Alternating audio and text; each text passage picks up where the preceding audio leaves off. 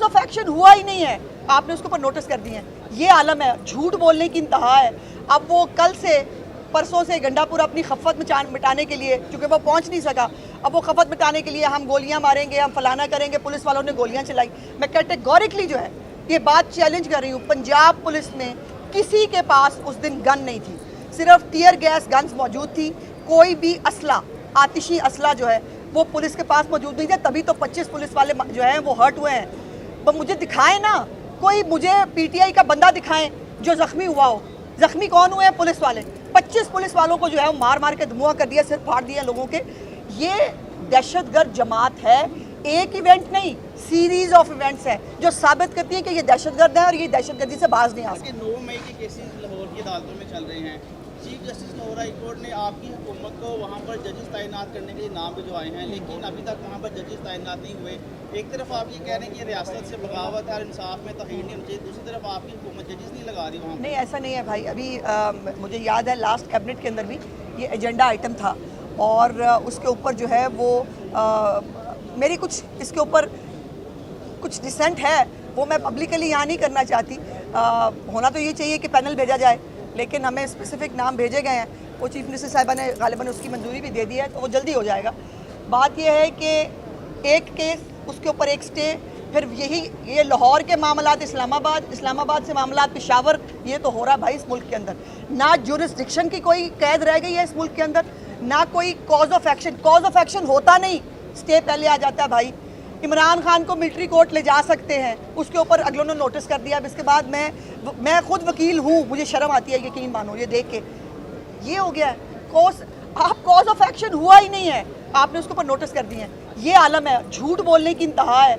अब वो कल से परसों से गंडापुर अपनी खफत मिटाने के लिए, चूँकि वो पहुँच नहीं सका, अब वो खफत मिटाने के लिए हम गोलियाँ मारेंगे, हम फलाना करेंगे, पुलिस वालों ने गोलियाँ चलाई। मैं कैटेगोरिकली जो है ये बात चैलेंज कर रही हूँ, पंजाब पुलिस में किसी के पास उस दिन गन नहीं थी, सिर्फ टीयर गैस गन्स मौजूद थी।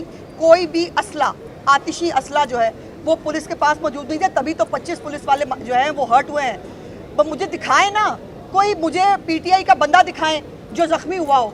ज़ख्मी कौन हुए हैं? पुलिस वाले। 25 पुलिस वालों को जो है वो मार मार के धुआं कर दिया, सिर फाड़ दिया लोगों के। ये दहशतगर्द जमात है, एक इवेंट नहीं, सीरीज ऑफ इवेंट्स है जो साबित करती है कि ये दहशतगर्द है और ये दहशतगर्दी से बाज नहीं आ सकते। केपी के हाउस जो है वो दहशतगर्दों की आवाज़ है, जिस तरह सीजे साहिबा ने भी कहा है, तो इसका मतलब है सीएम केपी के अली अमीन गंडापुरी की सरपरस्ती कर रहे हैं, जाहिर है।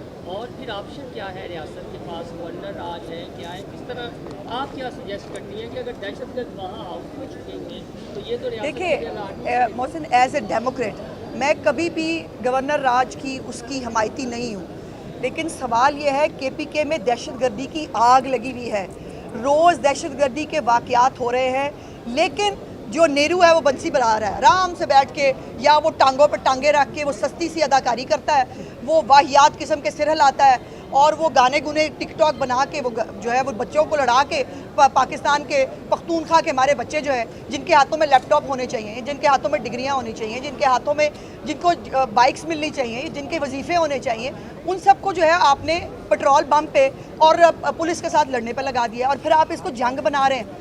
खैबर पख्तूनख्वा वर्सेस पंजाब, नो, ये नहीं हो सकता।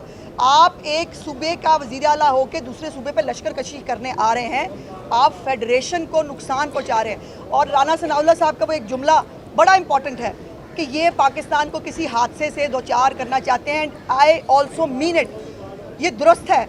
ये अगर इमरान खान अपनी सियासत के लिए, अपने गुनाह छुपाने के लिए पाकिस्तान को, पीटीआई की जो है वो तंजीम को इस्तेमाल करते हुए, दहशतगर्द तंजीम को किसी भी हद तक जा सकता है, इस मुल्क को नुकसान पहुंचा सकता है, तो रियासत और उसके इदारे और उसके ज़िम्मेदारान को कोई ना कोई फ़ैसला ले लेना चाहिए। एक और पेशी, और उस पेशी में आज सिर्फ कंक्रीट ये है कि DGFIA जो है वो आज ख़ुद पेश हुए, और आज जो उन्होंने अपनी महकमे का नौहर जो पड़ा है वो मेरे लिए बड़े कंसर्न का बायस है कि आज उन्होंने एडमिट किया है कि ना कैपेसिटी है उनके डिपार्टमेंट के पास, ना कोई सीरियसनेस है, और मेरे केस के ऊपर जो लोग काम कर रहे थे शायद उनके ख़िलाफ़ उन्होंने कोई महकमाना जो है वो गफलत करने के ऊपर उनके कोई कार्रवाई भी शुरू की है।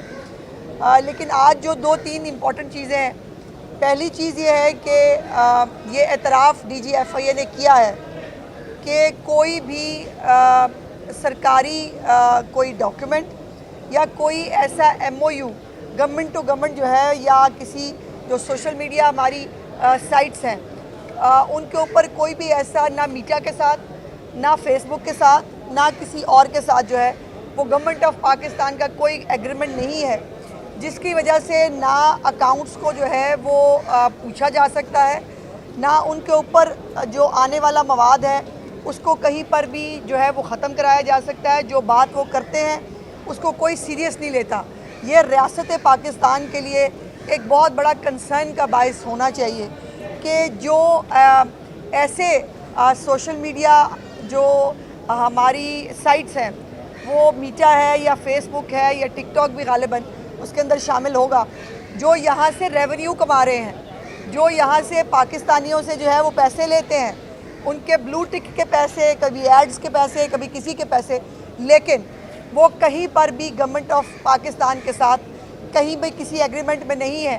اور جس کو آج چیف جسٹس صاحبہ نے بلیک منی کہا ہے، انہوں نے کہا ہے کہ یہ بتائیں کہ پھر یہ بلیک منی نہیں ہے تو کیا ہے، کہ اگر یہ تمام جو سوشل میڈیا کے یہ سب سائٹس ہیں یہ چل رہی ہیں لیکن یہ آپ کو جواب دہ نہیں ہے، اور انہوں نے رونا رویا کہ جی ہمیں کوئی سنتا نہیں ہے، ہمیں کوئی پوچھتا نہیں ہے، اور ہماری کیپیسٹی بھی نہیں ہے آفیسرز کی۔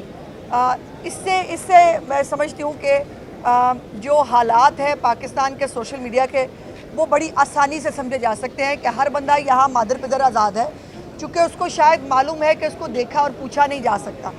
پھر انہوں نے خیبر پختونخوا ہاؤس کے بارے میں پوچھا کہ وہ دہشت گردوں کا اڈا کیوں ہے، اس کے اوپر بھی ان کے پاس کوئی خاطر خواہ جواب نہیں تھا کہ جو یہ جہاں پر دہشت گردوں کو جو ہے وہ سیف ایک ہاؤس بنا کے دیا گیا ہے، جہاں پر وہ بڑی آسانی سے اور مزے سے جو ہے وہ ریاست کی ریٹ کو چیلنج کرتے ہیں اور گناہ کر کے، جرم کر کے وہاں پر آرام سے VIPs کی زندگی گزار رہے ہیں۔